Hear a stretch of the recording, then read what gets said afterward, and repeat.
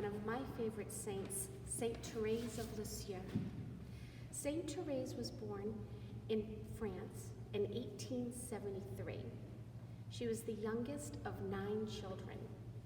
She was very fortunate to have been born in a life with a family that was very faith-filled and loved Christ. When Saint Therese was around 4.5 years old, her mother unfortunately died from breast cancer. At that time, her father and her older sisters started to raise her. Saint Therese was very pampered. She had a sister that would go in every morning and curl her hair. Her father adored her, and her nickname for her was Queen. She was also a very sensitive child. If someone criticized her, she was known to cry, and then she would start crying because she was crying. When Saint Therese was only 14 years old, imagine, just at 14 years old, she knew she wanted to become a nun. Well, based on the fact that she was so sensitive, she knew she would have to figure out how to calm her nerves and not cry so much. At that time, she told her father her intentions. Her father brought her to the local bishop, and the bishop said, "You're a little too young. I think you need some more years to think about it." At that time, Saint Therese's father and older sister went on a pilgrimage to Rome. They took Saint Therese along with them. They were fortunate enough to get an audience with the Pope. Prior to them getting to see the Pope, they were told they couldn't say a word.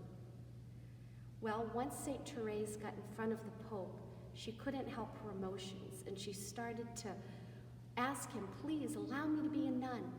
And she went on, so much so that 2 guards had to actually carry her out. Unfortunately, the Pope didn't answer her request immediately. It took a while, but soon Saint Therese was entering the Carmelites. She was able to become a Carmelite. Saint Therese only lived a short while. She only lived until she was 24. But the beautiful thing about Saint Therese is the virtue that we're discussing today, which is wisdom.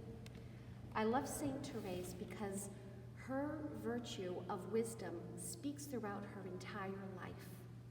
So Saint Therese only lived till 24 years old. She died from tuberculosis, but her life made a huge impact on millions of people, and still today she touches many.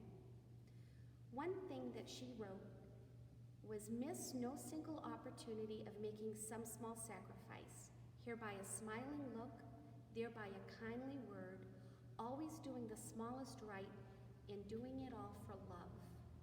I love that because you and I can do that every day. Saint Therese was known as the little ways that we can do our life. So next time maybe you're in school and there's someone that may not have a lot of friends or may not be very popular, try and say hi or do something nice for that person. Or if you're home and you have chores to do, instead of your parents saying, "Did you do your chores?" just do them automatically. Saint Therese's little ways can make a big improvement on your path towards Christ and with Christ. Right before Saint Therese died, she said, "My mission to make God love will begin after my death. I will spend my heaven doing good on earth. I will let fall a shower of roses." It is said that if you say a novena to Saint Teresa the Little Flower, that she will send a rose to let you know she heard your request. It hasn't always been so, but I personally know of several people that this has happened to. That is why Saint Therese of Lisieux is also known as Saint Teresa the Little Flower. My hope is that you are inspired by Saint Therese's little ways, and that next time you see a flower or you see someone that needs some help, that you think of Saint Therese, and on your journey in life with Christ, that she helps bring you closer.